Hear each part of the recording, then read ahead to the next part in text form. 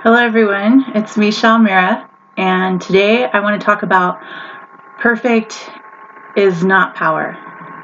And I was reminded of that today by a song came on, and it was by Taylor Swift. And I kind of joked about it, that we liked it. And it was Taylor Swift, which is not, normally what I listen to. But then we started talking about Taylor Swift and how she's actually beat out some pretty big musicians. And she beat out Beyonce, she beat out Katy Perry. And as I was thinking about this, I realized, what's so beautiful about her is that she has embraced her awkwardness. She's embraced her clumsiness and her dorkiness. And she's taken these flaws and embraced them completely. And that has become her power. People relate to her, and she's taken these things and made them an endearing aspect of who she is. And so we all have these flaws, but what most of us do is we try and cover them up. We try and push them away. We don't feel okay with the messiness. We don't feel okay with the clumsy, the dorky, the uncool, or the imperfect. We strive to be perfect in everything we do, and we are pushing away our power. Beyonce is a diva, but she's very close to perfect as far as looking at what a woman, female, should be. Katy Perry too, she seems perfect. And then Taylor Swift has just got this something extra. And I think of all the people that I consider powerful. One of them is a teacher of mine, shamanic teacher, and she lets her wild side go. She just unleashes her wild side and lets it just be free. And her power comes through that. And I've been inspired by that most of all. And so most of the people that I look up to and admire unleash the parts of themselves that would be considered flawed. But because they unleash them and because they accept them and embrace them, they become their power. And I think about storms, especially because the last 4 or 5 days it's been storming here. There's been thunder, and the thunder is so it stops your heart. When a big thunder hits, it demands attention, demands respect. It's got a power in it. Lightning has taken down trees over the past few days. The rain is filling up the rivers. It demands and commands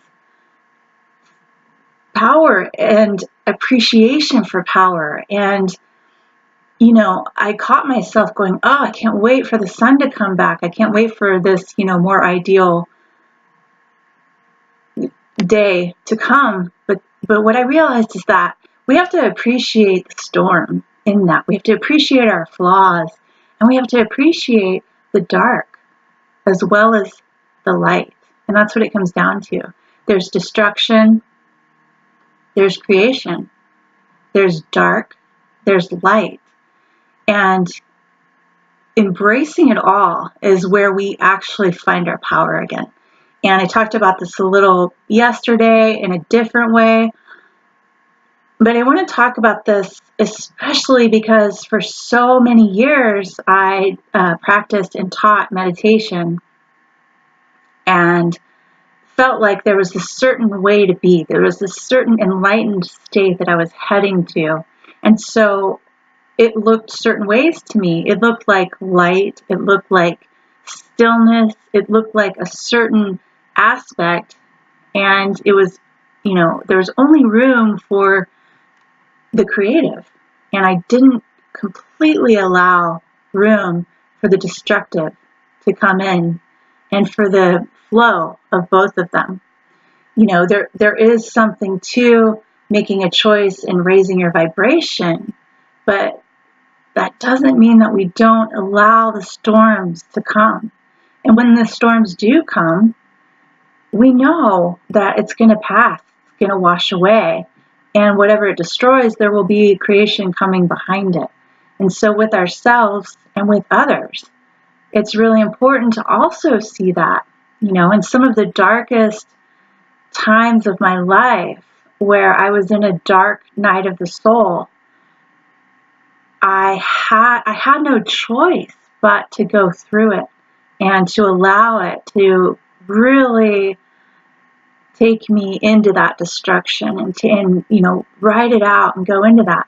But there were people with me that were allowing the process and also knowing that my sun and my light were present within that. And they were reminding me that both were present. There was light and there was darkness. And I think that's the key. When I was just in a place of feeling like I knew what enlightenment looked like, I was only making room for the light to come in. And that can be more dangerous. That can be very dangerous. I found out that I actually had blown out my crown chakra and I hadn't grounded. I hadn't made room for all of it. The destruction, the creation, there's a rhythm, there's a flow. And if we can suspend the judgment when the darkness is coming in and when there is destruction and when there's a transition and something has to be destroyed in order for something else to be birthed, if we can suspend the judgment and allow that to happen and stay in knowing of truth, stay in awareness of the light within the darkness, then we can allow that power, our power, the true power, to emerge.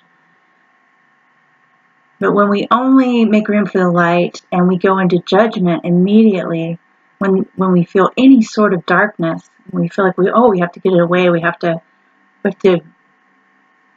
transmute it, we have to do something with it instead of just allowing it to come in and wash away.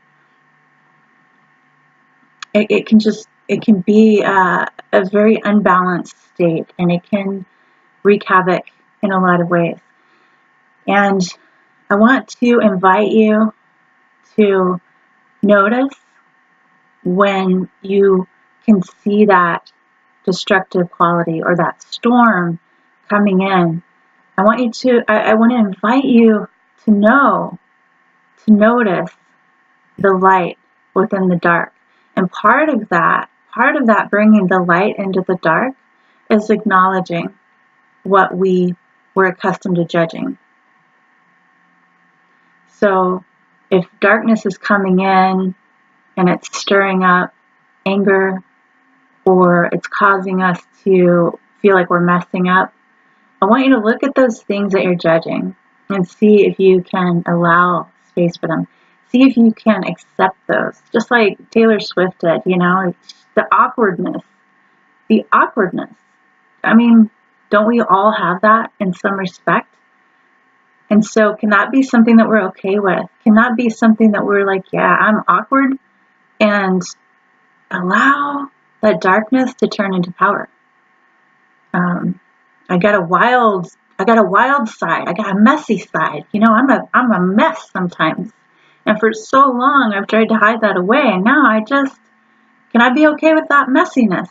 Like, let me be a hot mess today. Let me just be all crazy, wild, and embrace that and allow for that to turn into the power that I admire in so many other people.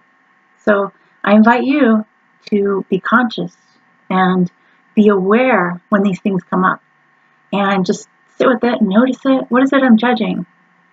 Is this a storm that wants to wash through? And can I be okay with that? Can I breathe into it? Can I even dance with it a little bit? Can I, go outside in the rain and let myself be a mess and allow power to come up and out from that, and let's see how much power can arise from my flaws. And the more that we do that within ourselves, the more we'll hold a space for other people to do the same. And then we can all be using our power in a way that feeds other people's power. And it just keeps growing. So play with it. And there's more if you want to read on my site, MishaAlmira.com. And I have a series of videos on my YouTube channel, Misha Almira. Thanks for watching, and I'll see you tomorrow.